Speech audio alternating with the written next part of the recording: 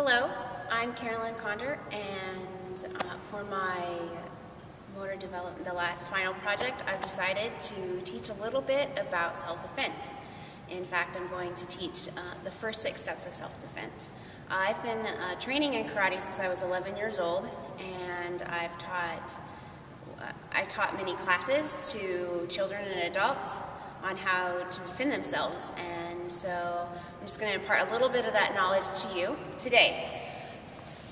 Basically, I'm going to teach you about these are the 6 steps of self-defense that we teach in the karate program that I've been in since 11 years old, and each one has a purpose and a good reason behind it. The first one is self-confidence, the second one is awareness, 3 is avoidance, 4 is using your words, 5 is actually blocking, and 6 is striking. You'll notice that the first 4 have nothing to do with using your body, and yet they use your mind so that you can defend yourself correctly. This is important because you never know what type of situation you're ever going to find yourself. So you have to be prepared and ready. No one expects to be robbed, no one expects to be attacked, but it might happen someday. So some of the information that you can learn from me right now can be very useful for you in the future. You never know. The first one is self-confidence. Now, how do you show self-confidence? You show self-confidence with using good posture, having your back straight, having your eyes up.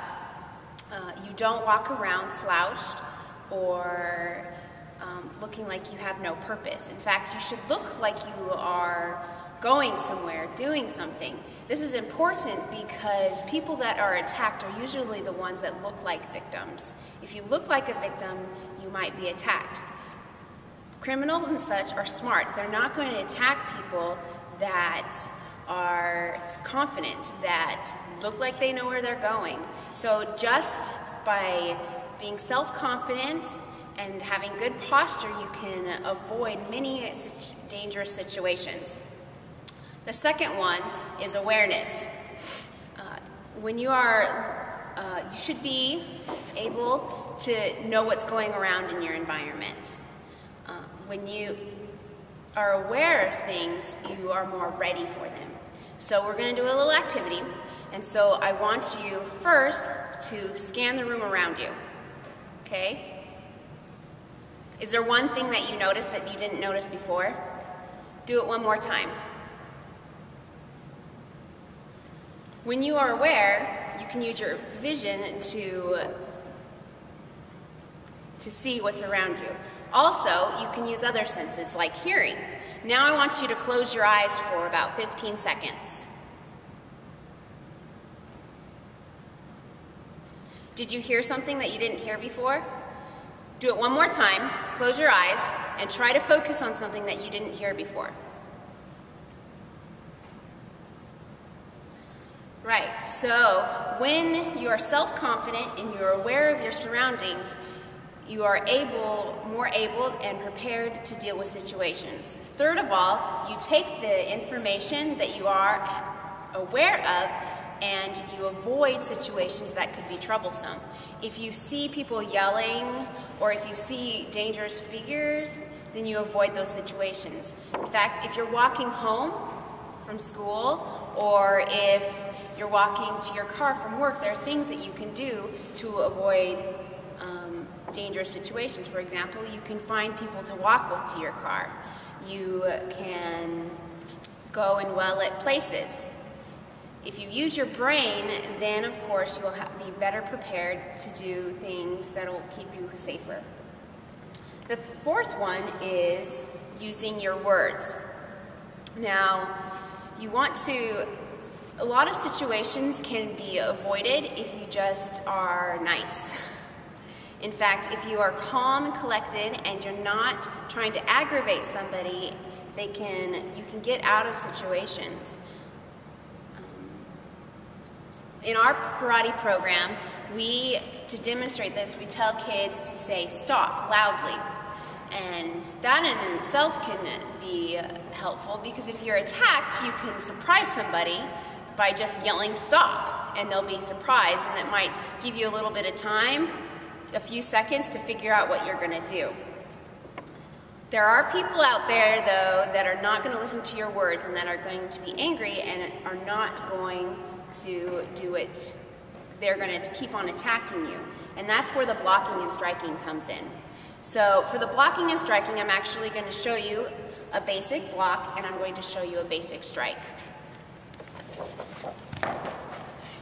So a basic block, it's important to realize that when you're blocking that you need to tense your muscles up so you protect your body. So first of all, you're going to create a fist. How you do this is you curl your fingers over and tuck your thumb in. You shouldn't have your thumb inside like this. You should have your thumb on the outside, because if you have your thumb on the inside, you could break it. So you want your thumb on the inside, and you'll notice on the other side that there is no space. You want it a tight fist. If you have a little loose fist like this, you can break your fingers or break bones. You have a lot of little bones in here, and you have a lot of little tendons and muscles that you can strain if you don't have a correct fist. So keep it firm. Make sure there's no bird hole, and make sure that your thumb is right here, not tucked in the inside. It's on the outside. So a basic block is an outside block. So all you do, this is a ready stance that we teach in karate. All you do is you bring it across your chest, across your stomach actually, and then bring it out. So if you go step by step, keep it at your side, bring it across your abdomen, bring it across your face, and out. Now, when you are keeping that fist, there's another benefit, is that you have your muscles tight in that forearm so that you are protecting your bones also. So you can do that with one hand, bring it across and out. Pretty easy until you try it once. It takes a couple of times for you to actually figure out how to do it. So why don't you try doing it 5 times?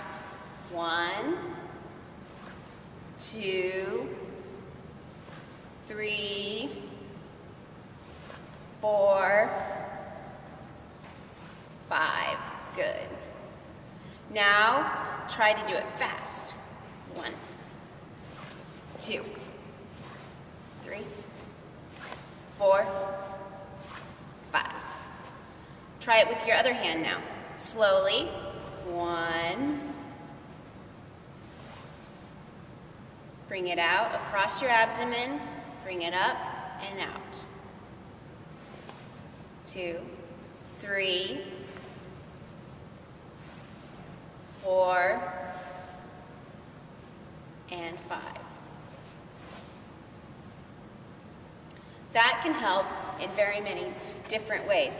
First of all, people might just give up. If they're going to attack you and you fight back, they're going to give up. And they might just run away because they know it's not going to be an easy thing to take or steal things from you. So criminals are not looking for hard people. They're looking for victims. They're looking for people that are not going to fight back. So if you just block what they're doing, they might just give up from there. The next one, of course, is that you can have a strike. And it's important to realize that there's all those 5 steps before you actually have to strike somebody. There are things that you can do before you actually have to even hit somebody. So, but no one has the right to hit you. And the purpose of a strike, since you are not a basic person that doesn't know self-defense, that hasn't been training in it, needs to realize that the purpose of a strike is actually to surprise, to get away, and to avoid the situation. It's not